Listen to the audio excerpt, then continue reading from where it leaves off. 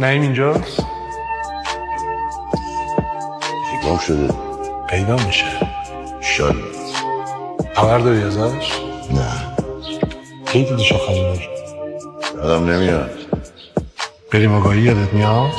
باید کفتمو پم کنم دیگه. روزش که برسه پا به رهنه میبرمت رضا پروانه. همش وعده، همش وحید. به رفیقت بگو خودشو معرفی کنه آگاهی.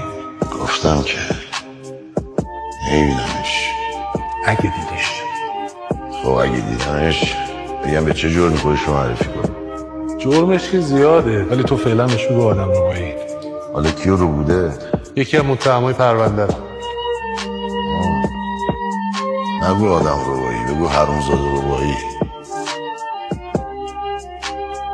تو انگار یه چیزی میدونی که نمیخوای بگی ها؟ من که اصلا هیچی بیخبرم. من که رفته دنبال اون بی پدر و نازش هستش دمشم گرم.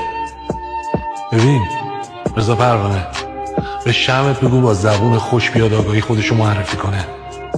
ما سعی میکنیم حالا هواشو درک کنیم. باش بهش میگم. اون مثل داداشم بود، یعنی اگه نگرانی داشت یا کم بود، ناهمواری داشت راش یا کج بود، گذر ما سخت بود و ناراحت بود، یکی کنارش تا آخر بود، حتی اگه باز باهاش قلب بود، دغدغه‌اش دغدغه‌م بود، خنده‌اش قهقه‌م بود، بعد با شب می‌زدم مصلحت بود، مشکلات برطرف بود، در حد توان بهش یاد دادم در حد سوادم که اگه خیلی‌ها برنده نباشن ولی پیروزن خسته نباشن.